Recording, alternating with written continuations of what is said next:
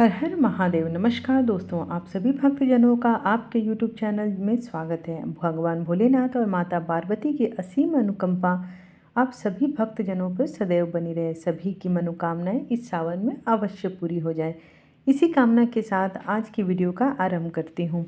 आज नागपंचमी है और आप सभी भक्तजनों को नागपंचमी की हार्दिक बधाइयाँ। एक तो श्रावण मास है और श्रावण मास में पड़ने वाले जो व्रत और त्यौहार होते हैं, वो सारे व्रत और त्यौहार भगवान भोलेनाथ को अति प्रिय हैं, जिससे आप उन व्रतों को करके भी भगवान भोलेनाथ को प्रसन्न कर सकते हैं। नागपंचमी के दिन नाग देवता की तो पूजा होती ही है, लेकिन अगर आप शिवलिंग पे भी जल अर्पित करते हैं और व्रत करते हैं, तब भी आपको बराबर फल मिलते हैं। भगवान भोलेनाथ के साथ साथ नाग देवता भी बहुत प्रसन्न होते हैं, क्योंकि नाग देवता जो है हमेशा भगवान भोलेनाथ के गले में रहते हैं। तो हमें दूध से अभिषेक करना चाहिए, भगवान भोलेनाथ जी का भी और नाग देवता का भी। तो चलिए उनसे जुड़ी एक बहुत ही रोचक कहानी है, जिसमें भक्त के भाव को जिंदा रखने के लिए भगवान नागदेव ने उनके भाई का स्वरूप लिया। तो चलिए इस रोचक कहानी को सुनते हैं। आप अगर मेरे चैनल पर पहली बार आए हैं तो प्लीज़ प्लीज़ प्लीज़ सब्सक्राइब करें, और अगर आप मेरे चैनल पर पहले से ही हैं और आप सारी कथाओं को सुन रहे हैं, अपना कीमती वक्त हमें दे रहे हैं, तो इसके लिए आपका बहुत बहुत धन्यवाद। प्राचीन काल में एक सेठ था, उसको 7 पुत्र थे। सातों का विवाह हो चुका था। सबसे छोटा जो पुत्र था, उसकी पत्नी श्रेष्ठ चरित्र की विदुषी सुशील थी, परंतु उनकी जो बड़ी बहू थी वो घर लिपने को, पीली मिट्टी लाने के लिए सभी बहुओं को साथ चलने को कहा। तो सभी धलिया और खुरपी लेकर मिट्टी खोदने लगी। तभी वहाँ एक सर्प निकला, जिसे बड़ी बहू खुरपी से मारने लगी। यह देखकर छोटी बहू ने उसे रोकते हुए कहा, मत मारो इसे, यह बेचारा निरपराध है। यह सुनकर बड़ी बहू ने उसे नहीं मारा। तब सर्प एक ओर जाकर बैठा। तब छोटी बहू ने उससे कहा, हम अभी लौट कर आती हैं, तुम यहाँ से जाना मत। यह कहकर वह सबके साथ मिट्टी लेकर और वहाँ काम काज में फंसकर सर्प को जो वादा किया था उसे भूल गई। उसे दूसरे दिन वह बात याद आती है। तब सबको साथ लेकर वहाँ पहुँची तो सर्प को उस स्थान पर बैठा देखकर बोली, सर्प भैया नमस्कार है, आप मुझे क्षमा कर दीजिए। तो सर्प ने कहा कि कोई बात नहीं, तुमने मुझे भैया कहा है इसलिए तुझे छोड़ देता हूँ, नहीं तो झूठी बात कहने के कारण मैं अभी तुम्हारे प्राण ले लेता। वह बोली, भैया मुझसे भूल हो गई, उसकी क्षमा मांगती हूँ। तब सर्प बोला, अच्छा तू आज से मेरी बहन हुई और मैं तेरा भाई हुआ, तुझे जो कुछ भी मांगना हो मुझसे मांग सकती है।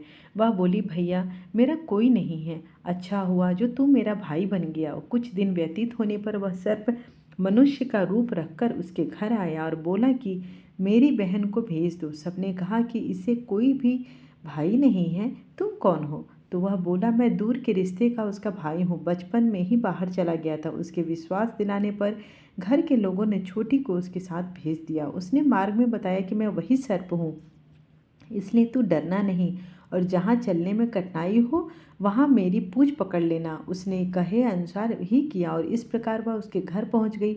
वहाँ के धन ऐश्वर्य को देखकर चकित हो गई।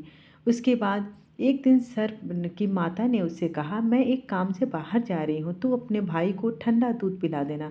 उसे यह बात ध्यान न रही और उससे गर्म दूध पिला दिया, जिसमें उसका मुख बेतरह से जल गया। यह देख सर्प की माता बहुत क्रोधित हुई, परंतु सर्प के समझाने पर शांत हो गई। तब सर्प ने कहा कि बहन को अब उसके घर भेज देना चाहिए। तब सर्प और उसके पिता ने उसे बहुत सा सोना, चांदी, जवाहरात, वस्त्र, आभूषण आदि देकर उसके घर पहुंचा दिया।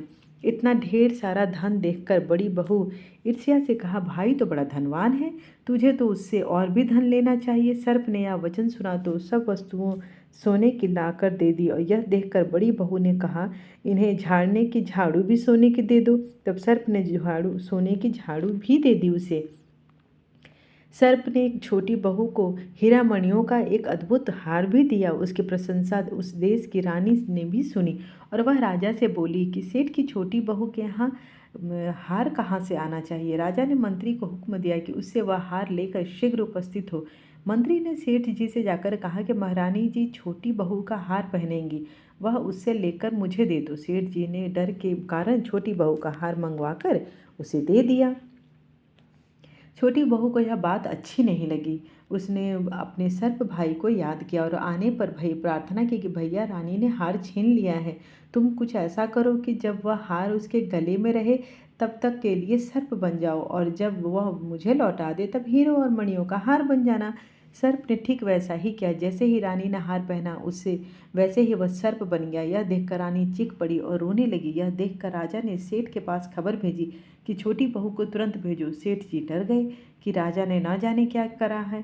वे स्वयं छोटी बहू को साथ लेकर उपस्थित हो गए। राजा ने छोटी बहू से पूछा कि यह तुम्हारा क्या जादू तन है, जल्दी बताओ, नहीं तो मैं तुझे दंड दूंगा। छोटी बहू बोली, हे राजन, धृष्टता क्षमा कीजिए, यह हार ही ऐसा है कि मेरे गले में हीरो और मणियों का रहता है और दूसरे के गले में सर्प बन जाता है। यह सुनकर राजा ने वह सर्प बना हार उसे देकर कहा, अभी पहन कर दिखाओ। छोटी बहू ने जैसे ही उसे पहना वैसे ही हीरो मणियों का हो गया। यह देखकर राजा और को उसकी बात का विश्वास हो गया और उसने प्रसन्न होकर उसे बहुत सी मुद्राएं भी पुरस्कार में दी।